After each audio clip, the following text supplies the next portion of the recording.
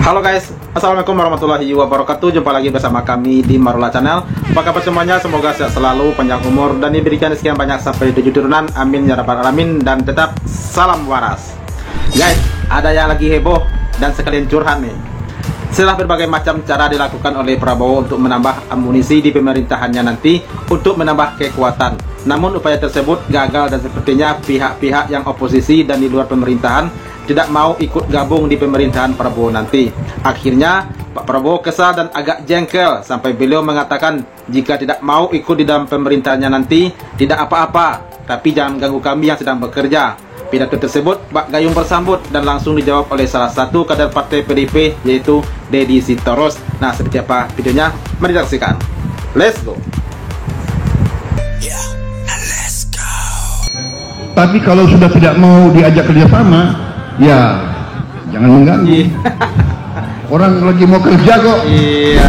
Ini sepertinya Pak Prabowo agak akan berjuang terus curhat begitu ya. Bersama semua kekuatan yang mau diajak kerjasama. Yang tidak mau diajak kerjasama tidak apa-apa. Iya, tidak apa-apa. Kalau ada yang mau nonton di pinggir jalan, silahkan jadi penonton yang baik. Iya. Tapi kalau sudah tidak mau diajak kerjasama, ya jangan mengganggu. Orang lagi mau kerja kok. Ini maksudnya jangan mengganggu tuh gimana? Kita mau kerja, kita mau mengamankan kekayaan bangsa Indonesia. Ya, mantap Pak, mantap. Saya setuju tuh ya, tolong diamankan kekayaan Indonesia. Kita mau hilangkan kelaparan. Tidak boleh ada orang Indonesia yang lapar. Tidak boleh ada anak-anak Indonesia yang nangis karena tidak makan. Iya. Tidak boleh. Boleh, jangan sampai ada yang nangis, guys. Saya yakin saudara tidak terima. Saya malu. Saya dikasih pangkat jenderal oleh rakyat. Enggak, yang saya dipilih oleh rakyat. Tapi Pak Jokowi ya enggak. Siang dan malam saya berpikir siang dan malam bagaimana rakyat Indonesia tidak ada yang lapar. Ya, setuju. Karena itu dari dulu swasembada pangan. Kita perlu swasembada pangan. Ada tokoh-tokoh Indonesia pernah katanya lebih baik impor saja. Geleng-geleng kepala saya. Saya tidak punya gelar PhD, tapi saya mengerti pemikiran-pemikiran yang menggantungkan nasib bangsa dengan impor makan dari bangsa lain. Itu adalah pemikiran-pemikiran yang luar biasa. Tidak benarnya.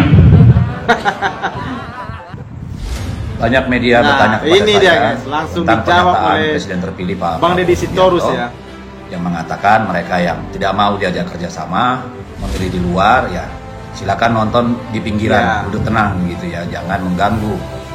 Ya terus terang ada banyak sisi dari pernyataan Pak Prabowo ini. Yang tahu persis tentu adalah beliau. Betul. Tapi kalau kita kaitkan satu hal, pernyataan misalnya kami kan mau mengamankan kekayaan negara, kami kan mau supaya jangan ada orang lapar.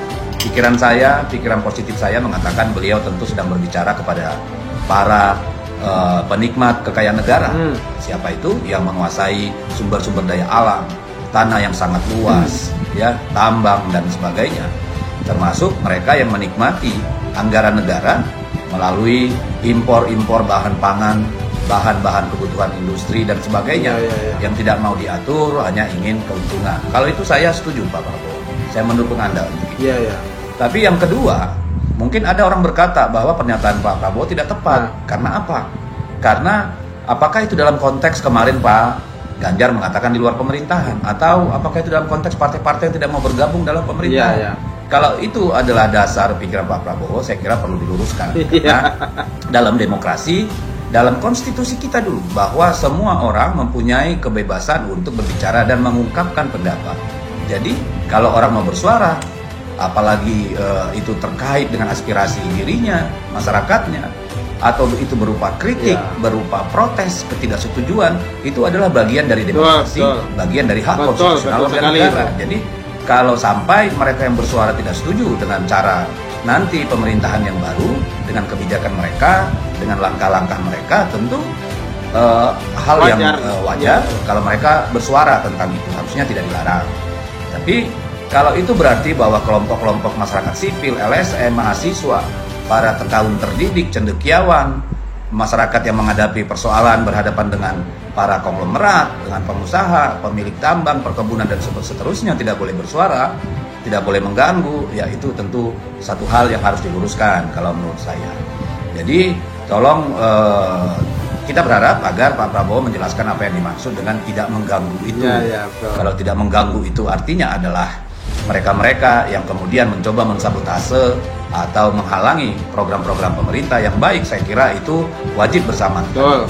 Tapi bahwa kalau yang dimaksud orang tidak boleh bersuara berbeda dengan pemerintah, artinya kita kembali ke zaman Orde Baru, di mana semua dibungkam. Orang yang tidak sependapat dengan pemerintah bisa dianggap PKI, bisa dianggap anti pembangunan, media massa bisa dibredel, orang bisa ditangkap tanpa proses hukum, semua yang bertentangan dengan pemerintah dianggap sebagai gangguan, lalu bisa mati secara perdata, lalu ada aparatus kekuasaan yang setiap saat mengawasi warga negara ya untuk tidak beraktivitas, bersuara atau melakukan tindakan yang yang dianggap mengganggu. Yang mengganggu itu bisa debatable, misalnya orang yang mau dirampas tanahnya, buruh yang menuntut harga upah yang lebih layak, gitu kan? Masyarakat adat yang tidak mau disingkirkan dari hutan tanah adatnya. Jadi ini satu persoalan yang cukup serius, saya kira Pak Prabowo saya percaya harus belajar dari apa yang sudah dilalui oleh bangsa ini. Lalu banyak darah dan air mata, bahkan korban jiwa yang kita korbankan sejak zaman peralihan Orde Baru sampai kemudian zaman reformasi dan hingga hari ini. Jadi saya berharap Pak Prabowo menyadari bahwa demokrasi itu memang sejatinya gaduh, karena demokrasi memungkinkan semua orang bersuara, menyampaikan kritik, protes, ketidaksetujuan, gitu ya.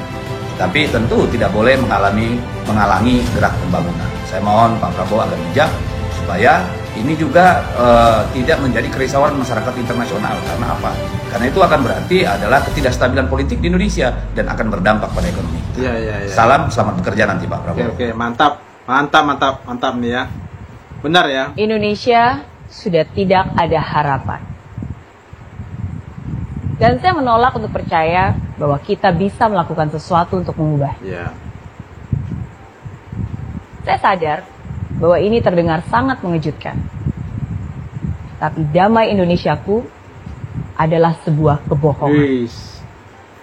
Dan Indonesia akan Ini miris ini guys. Suatu hari nanti akan terbukti bahwa saya pasti bisa adalah ucapan para pecundang.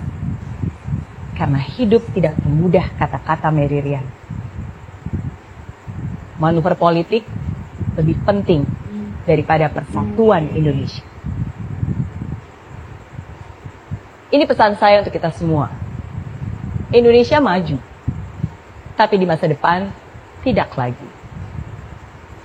Sekarang adalah zamannya hoax dan ujaran kebencian. Menurut survei. Tahun 2045, saya akan bernostalgia tentang Indonesia yang sudah punah. Saya tidak percaya Indonesia emas. Di masa depan, tenaga kerja asing merajalela. Tidak akan pernah lagi bisa dikatakan bahwa kerja nyata akan membuahkan hasil. Kenyataannya akan terlihat jelas. Indonesia adalah negara yang miskin dan terbelakang. Hanya orang dungu yang percaya bahwa Indonesia masih ada harapan. Oke, mantap. Luar biasa Mbak Mary Riana ya. Ini patut untuk menjadi renungan bagi kita semua ini guys. Sebab ini apa yang dia katakan ini adalah benarnya juga ya. Sebab para pemimpin dan juga para partai-partai politik itu kan cuma memberikan janji manisnya kepada rakyat. Indonesia emas, Indonesia maju begitu ya. perubahan, padahal itu entah apa yang akan terjadi ke depan kita kan nggak tahu. Sementara para koruptor dan korupsi sekarang ini merajalela di mana-mana, sampai itu ratusan triliun bahkan ribuan triliun uang negara mereka embat begitu ya. Dan memang Indonesia ini memang kaya, tapi kekayaan Indonesia ini tidak bisa dinikmati oleh rakyat Indonesia, bahkan itu hanya dinikmati oleh segelintir orang rakyat Indonesia yang itu mampu untuk berusaha ya, dan sisanya itu sudah dihabiskan oleh para koruptor, penjahat itu untuk menghancurkan Indonesia ini. Nah guys, gimana tanggapannya tentang video ini? Tolong sampaikan di kolom komentar. Dan sampai jumpa lagi di Marula Channel dan di video berikutnya. Terima kasih. Thanks for watching.